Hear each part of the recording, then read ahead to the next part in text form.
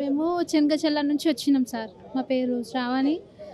మా భూమి 13 సంవత్సరాల నుండి తిరుగుతున్నాం కోర్టు కేసులో.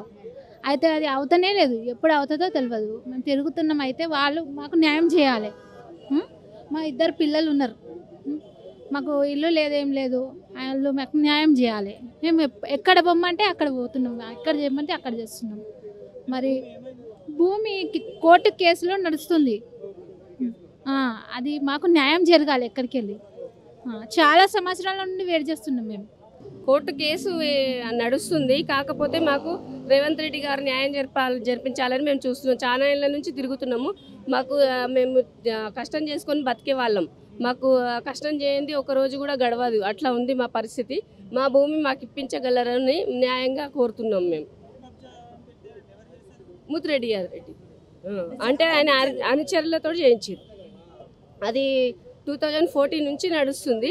అయితే 2018లో మా మామ చనిపోయింది అదే రోజు. వాళ్ళు ఏం చేసిరంటే మేము చావులో ఉన్నాం కదా, ఆయన మీద కూడా కేసు పెట్టి, మా వాళ్ళ మీద కూడా కేసు పెట్టి, మా భర్తల మీద కూడా కేసు పెట్టి, అది కేసు పెట్టేసి ఇండ్లు కట్టేసి నైటే 15 రోజులలో. అప్పుడు సంక్రాంతి హాలిడేస్ వచ్చినాయి. అందులోనే మేము ఇటు తిరగడం అయింది. మేము అక్కడికి వెళ్ళలేదు. మేము రెంట్ కట్టుకొని ఉంటాం బయట. అట్లా అని వీళ్ళంతా ఇక్కడ కట్టేసడం స్టార్ట్ చేసారు 15 డేస్లో. 15 డేస్ కూడా పట్టలేదు. కాకపోతే 2018 4th డేటు నుంచి సంక్రాంతి హాలిడేస్ మొత్తం ఇక కట్టేసిరు అయిపోయింది. అప్పటి నుంచి ఇక మేము ఎన్ని ఆఫీసులు తిరిగినా మమ్మల్ని ఎవరు పట్టించుకునే వాళ్ళు లేరు. ఎన్ని ఎంఆర్ఓ ఆఫీస్, కలెక్టర్ ఆఫీస్, మళ్ళీ మున్సిపల్ ఆఫీస్ అన్నీ తిరిగినాం. మేము తిరగని చోట అంటూ లేదు మాకు. చెనగచెల్ల మా మామల పేరు మీద ఉంది, మా ఆయన పేరు మీద ఉంది. అట్లా మాకు రావాలి. మా కుటుంబానికి చెందిన వాళ్ళందరికీ రావాలి. పెట్టినా కానీ పట్టించుకోలేదు మమ్మల్ని. అట్లా జరగాలి అని అనుకుంటున్నాం. ఆశతోటే వచ్చినాం. ఆశతోటే వచ్చినాం. సంవత్సరాల నుండి న్యాయం జరుగుతలేదు సార్. న్యాయం జరగాలి. మాకు తప్పకుండా న్యాయం జరగాలి. నా పేరు ఎల్ విక్రమ్ రెడ్డి. నాది చౌదర్పల్లి గ్రామం, బొమ్రస్పేట్ మండలు, కోడంగల్లు. నాది వికారాబాద్ జిల్లా. మేము బాయికాడ ఎలక్ట్రిసిటీ మాది కరెంటు దాంట్లో ఫీజు వేయడానికి వెళ్ళాము. అక్కడ ఫీజు వేయడానికి పోతే నాకు చాటు కొట్టి చేయి వెళ్ళిపోయింది. తర్వాత మ్యారీడ్ 22 సంవత్సరాలు అవుతుంది. మేము హైదరాబాద్ వచ్చేసినాము. 2 ఆడపిల్లలు, 2 పాపల్ని చాలా కష్టపడి చదివించుకుంటున్నాము. నాకైతే జాబ్ లేదు, ఫిజికల్ హ్యాండిక్యాప్. మా మిస్సెస్ 15 సంవత్సరాల నుంచి వెళ్ళి ఎలక్ట్రిసిటీ డిపార్ట్మెంట్లో Vijayanagar colony AC guard head office వాళ్ళు 14-15 సంవత్సరాల నుంచి డిపార్ట్మెంట్లో జాబ్ చేస్తుంది క్యాషియర్గా. ఇప్పటివరకు పర్మనెంట్ చేస్తామంటే పర్మనెంట్ చేయలేరు. అదే తక్కువ శాలరీతోటి కాంట్రాక్ట్ వాళ్ళు నడిపించుకుంటున్నారు బుగులు పట్టించుకొని. ఇప్పుడు రేవంత్ రెడ్డి వాళ్ళు మా సొంతం రేవంత్ రెడ్డి రెస్పాన్స్ ఇచ్చి మా మిస్సెస్కు న్యాయం చేస్తారని మనవి. చాలా తక్కువ శాలరీతోటి 2500 శాలరీతోటి చేసేది ఇప్పుడు 7000 వస్తూ ఉంది. 7000తోటి ఏం బతుకుతాం? పిల్లలు బీటెక్లు చేస్తూ ఉన్నారు. నేను ఫిజికల్ హ్యాండిక్యాప్ని. నాకు ఏం జాబ్ ఇవ్వమంటే ఎవరు ఇస్తలేరు. రోడ్ల మీద ఉట్టిగా తిరగడం అవుతుంది. మేమేం చేయాలని 2 సార్లు ప్రజావానికి వచ్చి అప్లికేషన్ చేసినా ఇప్పటివరకు రెస్పాన్స్ లేదు. మరి ఏం చేయాలి, ఎవరిని సంధానించాలని ఆవేదన చెందుతున్నాను ఇప్పుడైతే. సో ఇక్కడ ఇదే ఫస్ట్ టైం అప్లికేషన్ ఇవ్వడం? రెండవసారి. ఇది అప్లికేషన్ మేము ప్రజావాణిలో రెండవసారి రెస్పాన్స్ లేదు ఇప్పటి వరకు. మేము ఏం చేయాలని ఆలోచిస్తున్నాం. ఇంకా సీఎం సార్ని కలవడానికి సెక్రటరీకి వెళ్ళాను. అక్కడికి ఎవరు రాణిస్తలేరు మాకు. మా సొంతము కోడంగల్ కాన్స్టిట్యున్సీ, బొమ్రస్పేట్ మండలం, చౌదర్పల్లి.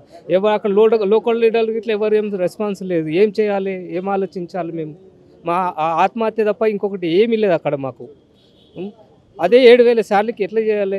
చాలామందిని డిపార్ట్మెంట్లో ఇంకా చాలామందిని తీసుకొని అందులో డిపార్ట్మెంట్లో పర్మనెంట్ చేసేసుకుంటున్నారు. మాకు మాత్రం పర్మనెంట్ లేదు, ఏం లేదు. ఏం చేయాలో ఆలోచిస్తాం. 2 ఆడపిల్లలు, పిల్లలు చదువుతూ ఉన్నారు. ఇంకా చదువుతాం అంటున్నాం. మేమేం చేయాలి ఇప్పుడు? అదే ఆలోచిస్తున్నాం. ఇప్పుడు ఏమంటున్నాం, డిపార్ట్మెంట్ పంపిస్తాం, మీకు మెసేజ్లు వస్తాయి, అవి వస్తాయని. ఇంతకుముందు నెల కింద చేశాను, మెసేజ్ లేదు, ఏం లేదు. ఇప్పుడు చేస్తే మళ్ళీ అది గిట్లా నమ్మకం లేదు మాకు. ఇట్లా సీఎం సారు కొద్దిగా ఆలోచించి మాకు ఏదైనా న్యాయం చేయగలని మనవి. ఇప్పుడు మీకు అంటే శాలరీ పెంచాలనా లేకుంటే జాబు ఇప్పుడు దాని క్యాష్ కౌంటర్ని ఆర్టిజన్గా చాలామంది డిపార్ట్మెంట్లో జాయిన్ చేసుకుంటున్నారు.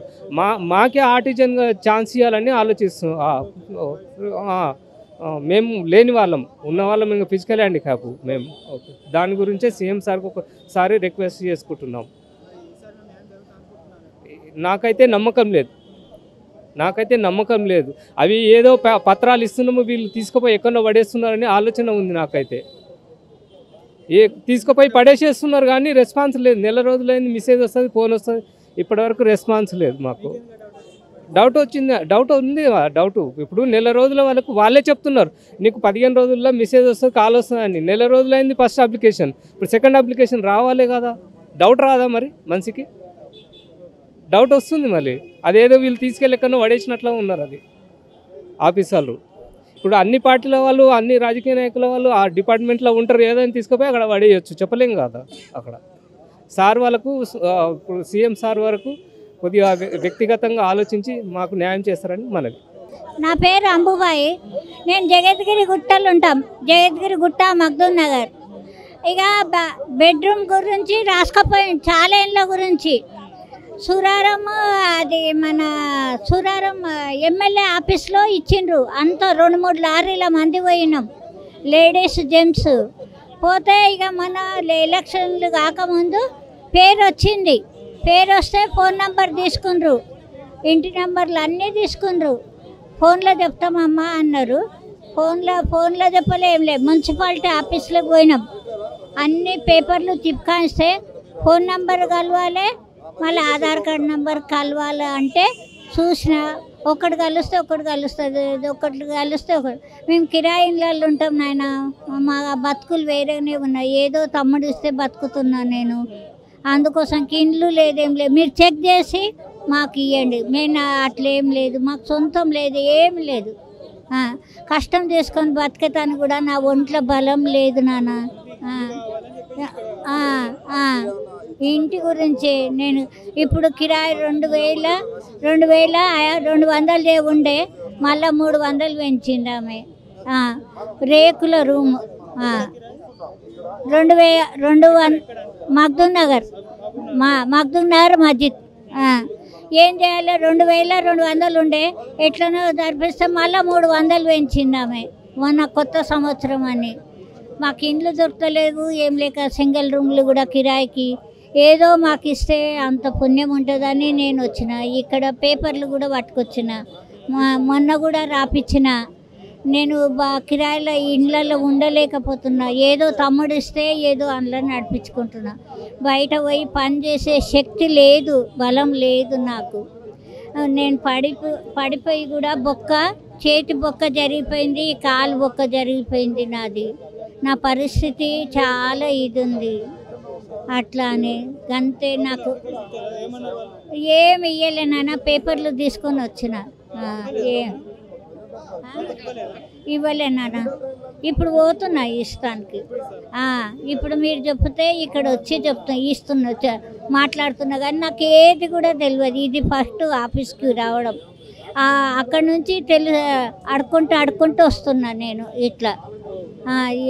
ఇక మళ్ళీ నాకు తెలియక మీరు చెప్పండి వివరాలు, నేను చెప్తాను. అక్కడ పేపర్లు ఇస్తాను, ఉన్నాయి కూడా పేపర్లు కూడా ఉన్నాయి. మొన్న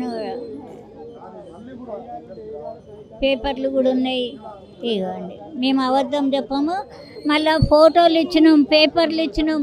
ఎలక్షన్ ముంగట పేరు వచ్చి మీకు ఫోన్లలో చెప్తామన్నారు, ఫోన్లలో చెప్పలే, ఏం లేదు. అక్కడ మున్సిపాలిటీ ఆఫీస్కి పోయి కూడా, ఇక్కడ మన షాపునగర్ మున్సిపాలిటీ ఆఫీస్కి పోయి కూడా చూస్తే ఏం లేదు. నేను చదువుకున్న దాన్ని కూడా కాదు. గట్లా ఇదే ఫస్ట్ నాన్న నేను వచ్చింది, ఇదే ఫస్ట్ నేను. ఇగండి